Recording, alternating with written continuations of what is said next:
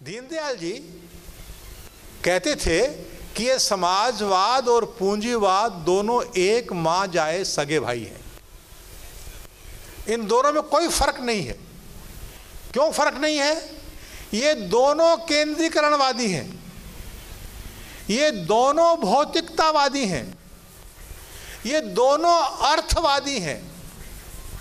इनमें विवाद कहाँ है? इनमें विवाद केवल यह है कि ये जो केंद्रीकरण है, इस केंद्रीकरण का मालिक कौन होगा। समाजवादी कहता है कि इस केंद्रीकरण का मालिक सरकार होगी, और पूंजीवादी कहता है केंद्रीकरण का मालिक निजी संस्थाएं होगी।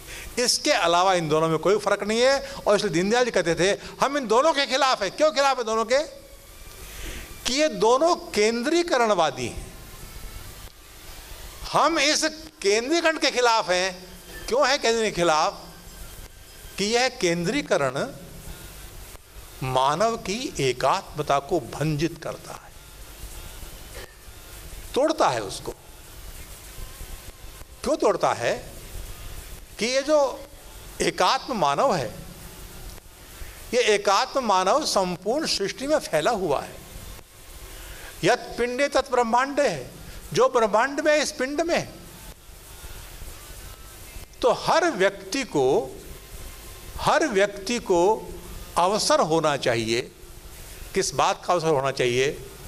कि वह कर्म कर सके, सृजन कर सके। और इसके लिए दीनदयाल जी ने एक अवधारणा दी। उस अवधारणा का नाम है आर्थिक लोकतंत्र। उन्होंने कहा जैसे राजनैतिक लोकतंत्र का निकष है हर वयस्क को वोट, हर वयस्क को मताधिकार, यह राजनैतिक लोकतंत्र का निकष है। दीनदयाल जी कहते हैं हर वयस्क को कार्यावसर, यह आर्थिक लोकतंत्र का निकष है। जो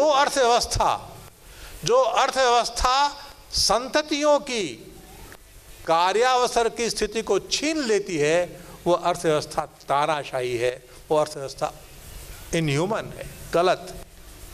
और इसलिए एक निकष दिया उन्होंने कहा अर्थव्यवस्था कौन सी अच्छी? अर्थव्यवस्था वह अच्छी जो संतति के कार्यावसरों को बढ़ाती है, और अर्थव्यवस्था वह खराब जो संतति के कार्यावसरों को छीन लेती है या कम कर देती है। आजकल हमारे यहाँ शब्द प्रयोग होता है कि कंपटीशन का जमाना है। क्या मतलब है? क्या क्या क्या जमाना कंपटीशन का? ये झूठ है, धोखा है। ये क्यों है धोखा? कि ये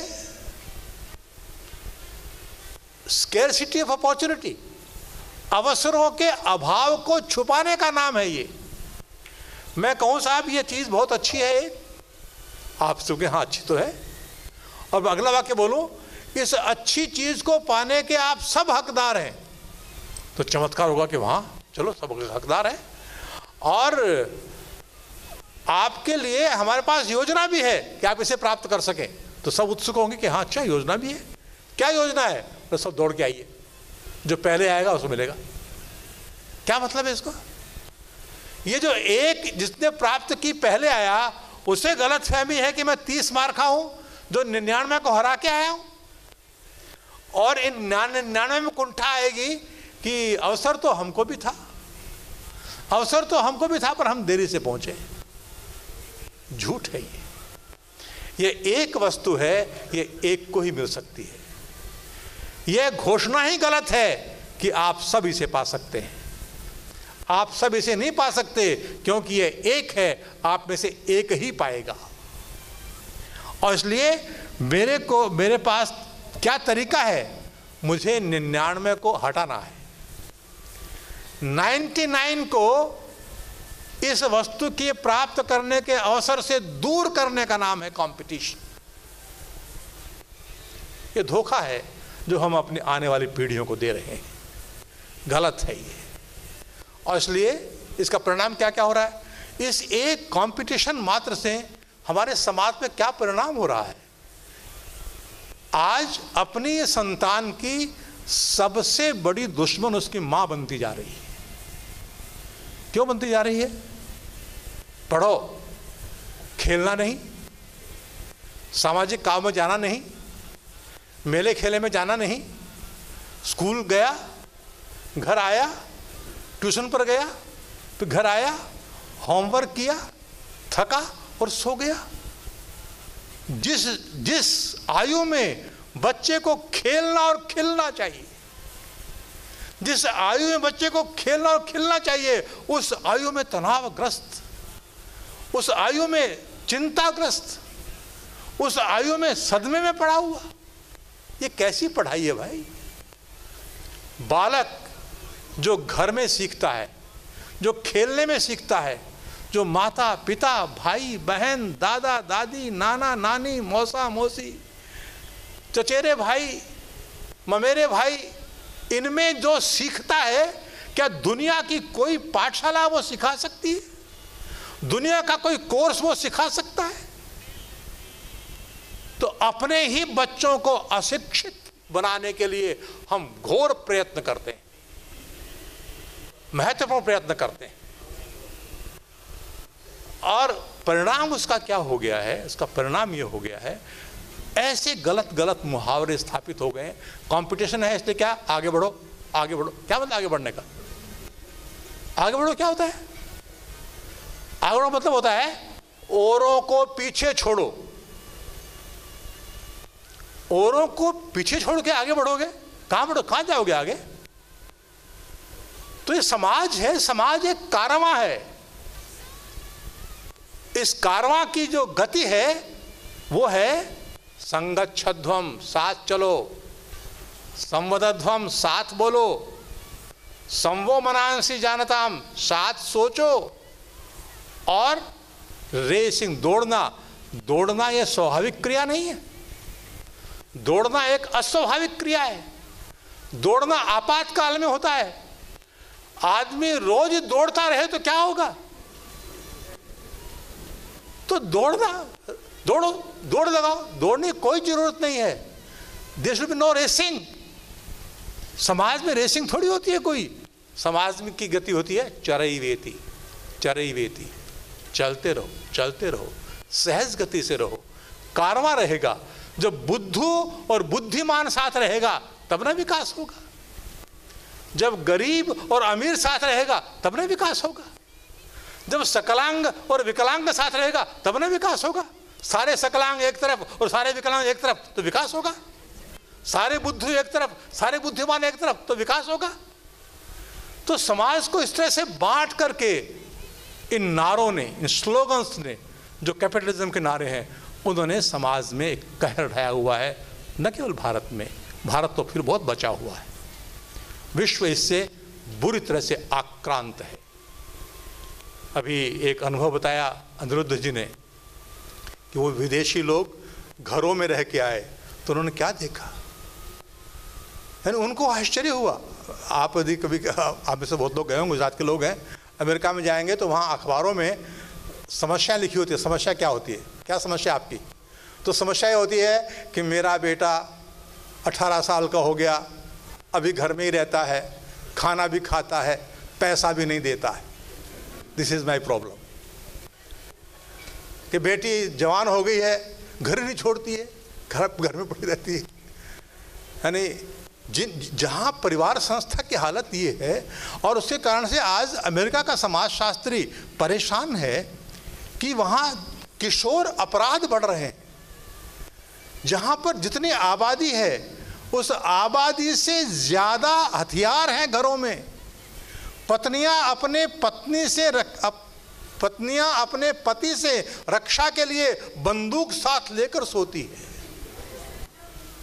ऐसी हालत है। बच्चे छोटी छोटी बात में जाते हैं और स्कूल में लड़ाई होती है और ठें ठें कर बंदूक मार देते हैं। वो परेशान है समाज। दया करनी चाहिए उन पर, नकल नहीं करनी चाहिए उनकी। बहुत परेशान में है वो। लेकिन दुर्योग कैसा है? दुर्योग ये है कि हम अपने बच्चों को फीस देकर ये पढ़वाते हैं कि भारत एक पिछड़ा देश है। हम पढ़ाते हैं उनको कि भारत एक पिछड़ा देश है और यूरो अमेरिका ये विकसित और अगड़े देश है। इसकी कभी समीक्षा नहीं की कि भैया किसने तय कर दिया कि भारत तो पिछड़ा है और यूरो अमेरिकी अगड़ा है। कौन से मानक है वे? यदि मानक ये बनाए जाए कि लोग ज्यादा ईमानदार कहाँ हैं, मानक यदि ये बनाया जाए कि अच्छा परिवार कहाँ चलाया जाता है, मानक यदि ये बनाया जाए कि स्वरोजगार ज्यादा कहाँ है, तो कौन अगड़ा होगा और कौन पिछड़ा होगा? तो भारत अगड़ा होगा, वे पिछड़े हो जाएंगे, क्योंकि परिवार चलाना उनके बस का नहीं। वो स्मार्ट बनेंगे, be smart, but always speak the truth, ये उनकी संस्कृति नहीं है। स्मार्ट का मतलब क्या होता है? स्मार्ट का मतलब होता है जब जो जैसी जरूरत पड़े वैसा बोलो। तो स्मार्ट बच्चा होता है ना, वो स्मार्ट का मतलब क्या होता है? जो झूठ बोलना जानता है। वो आपने एक सुना होगा, एक चुटकुला है कि घर में कोई आया बाहर से आगंतुक, तो उसने दरवाजा खटखटाया और छोटा बच्चा घर का बाहर आया और पूछा आगंतुक ने, पापा हैं क्या? बोले पापा ने कहा है पापा घर में नहीं है। तो जब अंदर गया बच्चा तो बच्चे को डांट पड़ी कि बुद्धू ऐसे बोला करते हैं क्या? तो कैसे बोला करते हैं? अरे बोले उसको पता नहीं लगना चाहिए। तो झूठ बोलना एक कला है, वो सिखानी पड़ती है। सच बोलना कला नहीं है, सच बोलना सहजता है। बच्चा सच ही बोलता है। हमको किसी को सच बोलना सिखाने की जरूरत नहीं है, झूठ बोलना न सिखाने की जरूरत है। और यह स्थिति किस बात पर निर्भर करती है? निर्भर करती है कि आपकी अर्थव्यवस्था क्या है, आप रोटी कैसे कमाते हैं, आप खाना कैसे खाते हैं, आप उपभोग कैसे करते हैं। तो आज एक स्थिति है जिस स्थिति के कारण से भारतवर्ष बचा हुआ है बहुत सी बातों से। उसका बड़ा कारण यह है कि आजकल 3 शब्दों का प्रयोग होता है अर्थशास्त्र में। एक शब्द है पब्लिक सेक्टर, दूसरा शब्द है प्राइवेट सेक्टर और तीसरा है अनऑर्गेनाइज्ड सेक्टर।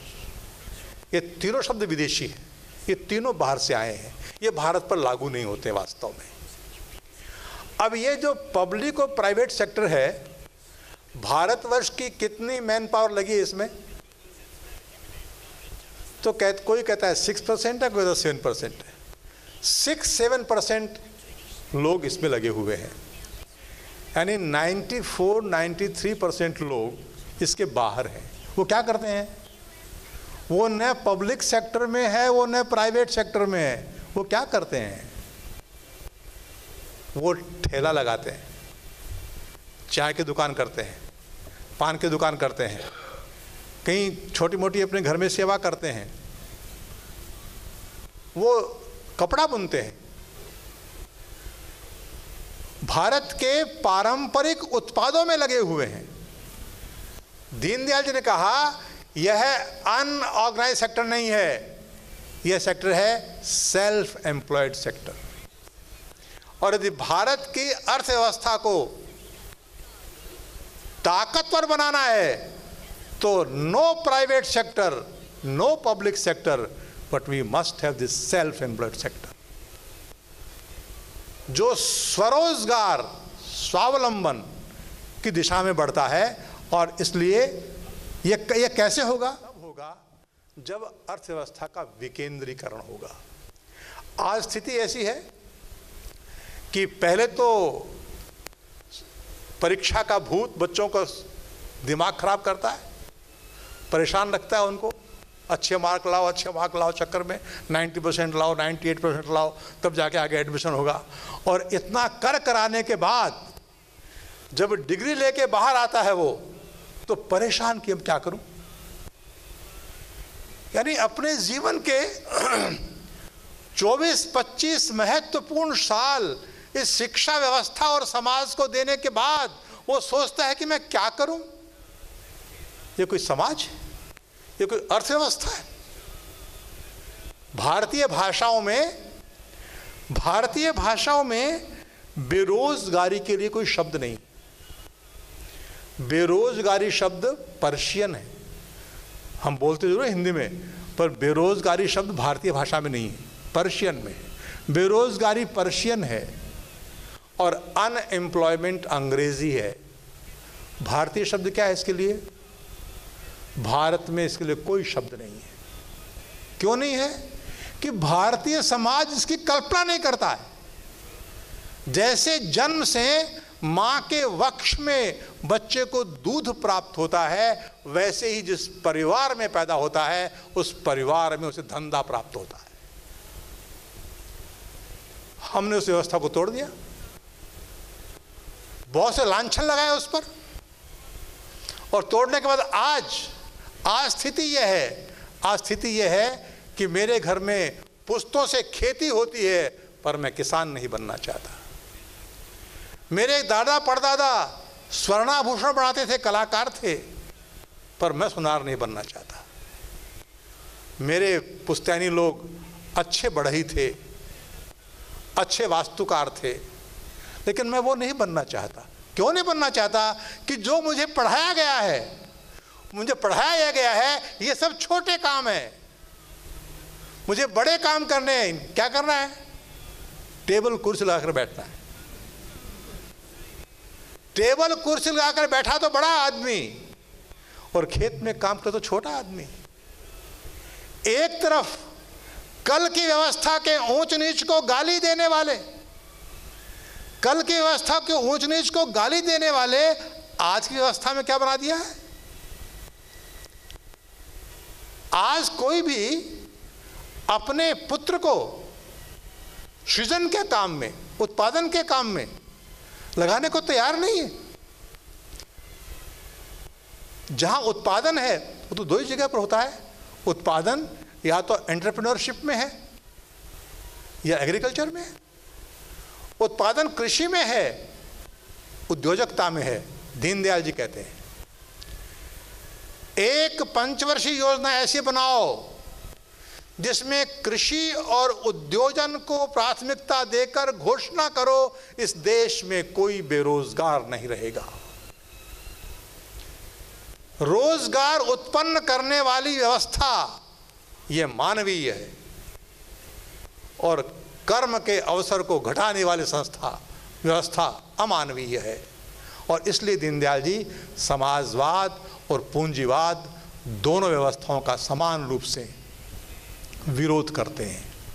और वो कहते हैं विकेंद्रीकरण, स्वरोजगार क्षेत्र, सेल्फ एम्प्लॉयड सेक्टर और स्वदेशी, ये शब्द हैं जो हमारी अर्थव्यवस्था के सब रोगों को दूर करते हैं। आज कल आप 10-20 साल पहले गांव में कहीं भी जाओ, कोई आदमी काम कर रहा है, पूछो भी क्यों काम कर रहे हो, तो कहेगा बच्चे पालने, घर चलाना है, इसलिए काम कर रहे हैं। पर जो आज के बड़े बड़े कंपनी वाले हैं उनसे पूछा क्यों कर रहे हो, कोई जवाब है उनके पास? क्यों कर रहे हो? उनका कोई जवाब नहीं है। वो कहेंगे हम इसलिए कर रहे हैं कि मेरे पास इतने बिलियन है और उसके पास ट्रिलियन है, मुझे भी उसके पास जाके बनना है ट्रिलियन वाला। मेरा अपना कोई लक्ष्य नहीं है, मैं अपने लिए कुछ नहीं कर रहा हूं, मुझे केवल उस दौड़ में आगे जाना है, इसलिए मैं कर रहा हूं। क्या ये जीवन को बर्बाद करने का रास्ता नहीं है? दीनदयाल जी कहते हैं कि योगक्षेम के वहन करने के लिए, आजीविका के लिए दिन में 4-5 घंटे से ज्यादा खर्च नहीं होना चाहिए। 4-5 घंटे आजीविका के, 4-5 घंटे सांस्कृतिक कामों के। व्रत है, त्योहार है, नृत्य है, गान है, कलाएं हैं, साहित्य है। साहित्य संगीत कला विहीन साक्षात पशु पुच्छ विषाणहीन। आज धीरे धीरे हम ऐसे समाज की ओर जा रहे हैं जो साक्षात पशु पुच्छ विषाणहीन हो गया है। हमने कलाओं को डाल दिया है थिएटर में, हमने कलाओं का बना दिया है मार्केट, खेल का बना दिया है मार्केट। आज कोई बच्चा नाचना चाहे, नृत्य करना चाहे तो वो मोहल्ले में नहीं सीख सकता, उसे फीस दे करके कहीं थिएटर में जाना पड़ेगा। संगीत है तो मोहल्ले में नहीं सीख सकता। जब समाज सृजनात्मक प्रवृत्तियों में अपने को लगाता है तो उसमें जीवंतता आती है। और भारत का समाज दुनिया में उत्सव प्रिय समाज कहलाया। क्यों कहलाया? उत्सव कौन मना सकता है?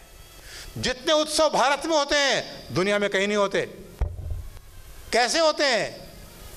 क्योंकि भारत ने अपने जीवन के अर्थतंत्र को ऐसा बनाया था कि व्यक्ति जब चाहे 1 दिन 2 दिन 4 दिन की छुट्टी ले सकता है, जब चाहे दुकान को ताला लगा सकता है, जब चाहे खोल सकता है, वो किसी का नौकर नहीं है। ऐसी अर्थव्यवस्था कैसे आएगी? अभी पिछली बार सवाल पूछा अरुण जी को कि ये बात सुनने में अच्छी लगती है, मुझे भी कोई कहेगा हाँ महेश जी बहुत अच्छी बात की दीनदयाल जी ने, करें कैसे इसको? ये कैसे होगी? ये कैसे होगी? ये कैसे होगी? यह सेकेंडरी चीज है, पर क्या यह होनी चाहिए? अभी देश के कितने लोग ऐसे हैं जिनको यह मालूम है कि यह होनी चाहिए? मैं स्वदेशी का कार्यकर्ता हूं, मैं एमएनसीज के खिलाफ भाषण देकर ऐसे मंचों से घर जाता हूं, और जब खाना खाने बैठता हूं तो मेरे को मिलती है मिठाई खाइए। क्यों? कि अपना जो नौजवान है एमबीए करके आया, नौकरी लग गई। कहाँ लग गई? एमएनसी में। मैं खिलाफ भाषण दे के आया हूँ अभी, और मैं मिठाई खाऊं कि एमएनसी में नौकरी लग गई है। इसका मतलब क्या है? इसका मतलब है कि जो बातें कहने सुनने में अच्छी लगती है उस बातों को करने के लिए अभी हम मन से सिद्ध नहीं हैं। इसलिए ये सब बातें करने की स्थिति में आए हम, इसके लिए पहले ये जरूरी है कि इन बातों पर हमारे मन मस्तिष्क का विश्वास जमे। जब इन बातों पर हमारे मन मस्तिष्क का विश्वास जमेगा तो उसका परिणाम क्या होगा? उसका परिणाम यह होगा फिर हम जाति के आधार पर वोट नहीं देंगे, फिर हम पार्टी के आधार पर भी वोट नहीं देंगे, फिर हम किसी के कहने से वोट नहीं देंगे, फिर हम नीतियों को वोट देना चाहेंगे। और जिस दिन हिंदुस्तान का मतदाता नीतियों को वोट देने लगेगा उस दिन इस नीति को वोट देने का अवसर आएगा। और वह करने के लिए अनुज ने कहा था कि लोकमत परिष्कार का एक विषय है जो अभी तो का तो है नहीं। मेरा समय शायद थोड़ा ज़्यादा ले लिया मैंने। आप सब लोगों ने मेरी बात सुनी, बहुत अच्छे हैं आप लोग। धन्यवाद, नमस्कार।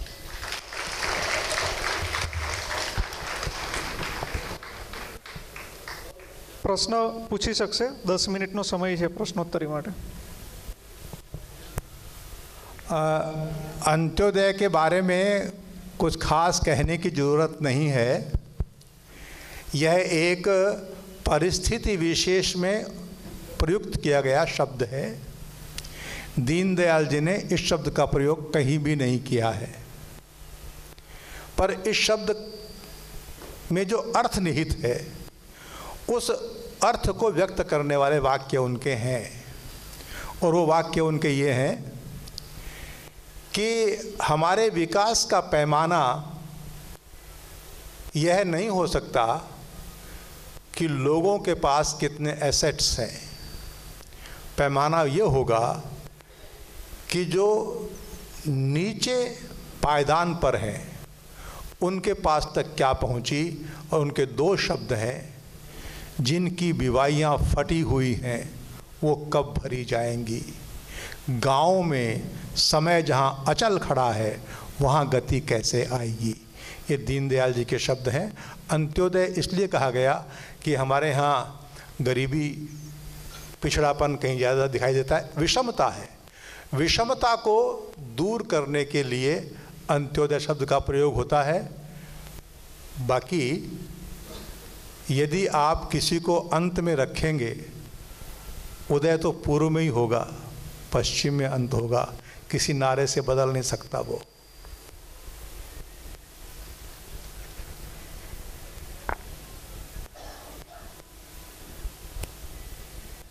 हेलो, आपने ये कहा कि आज के युग में बच्चे, किसान के बच्चे किसान नहीं बन रहे हैं, मगर उनकी एक व्यथा ये है कि उनके पास ज़मीन के अभी इतने छोटे छोटे हिस्से हो चुके हैं कि उससे अर्निंग नहीं होती है और उससे उसका परिवार का गुजारा नहीं होता। इसके विषय में बताएं। वो ठीक है, मेरा कहने का अर्थ ये नहीं था कि किसान के बेटे किसान में तो उनका कोई दोष है, उनका दोष नहीं है। स्थिति यह है कि हमारी अर्थनीतियों ने कृषि की उपेक्षा की है, अर्थनीति ने कृषि की उपेक्षा की है और समाज में इन कामों को सम्मानजनक स्थान नहीं दिया गया है। तो समाज इन सब कामों को सम्माननीय माने। और कृषि, आपने जब भाषण दिया था तो उन्होंने कहा था कि भारतवर्ष की कृषि, भारतवर्ष में यदि भारत का यदि उत्कर्ष होना है तो कृषि उसका अधिष्ठान रहेगी। तो कृषि को समुचित प्राथमिकता और सम्मान ये मिलना चाहिए, वह कहने का। डॉक्टर साहब बैठिए। हिंदुस्तान में अनेक रोगों में से एक रोग यह है डॉक्टर साहब, जिससे आप भी ग्रस्त हैं, और वो ये है कि हम लोग राजनीति से दूर हैं। तो डॉक्टर साहब जैसे अच्छे लोग जब तक पॉलिटिक्स से दूर रहेंगे तब तक वहाँ अच्छा होने की आशा क्यों करनी चाहिए। दीनदयाल जी का एक वाक्य है, सिद्धांतहीन मतदान सिद्धांतहीन राजनीति का जनक है। और इसलिए पॉलिटिशियंस को गाली निकालना तो सरल है, नहीं मैं निकाल देता हूँ, इसमें क्या होगा, गाली निकालना तो सरल है, पर जिनकी प्रशंसा की जाए ऐसा पॉलिटिशियन बनना मुश्किल है।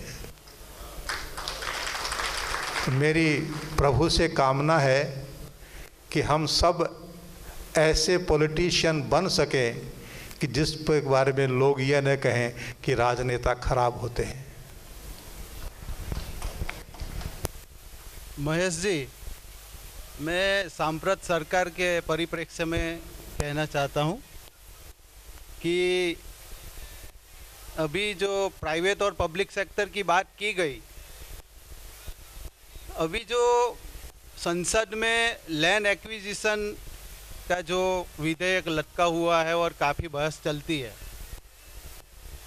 तो आम भारत की जो जनता है उसकी ऐसी राय भी बनती है, दिखती भी है, हमें सुनाई भी देती है, हम अनुभव भी करते हैं कि ठीक है अभी तक जो भी हुआ 65 साल में, लेकिन ये जो कंपनियां है उसके लिए हमें इतनी व्यवस्था करने की आवश्यकता क्या है।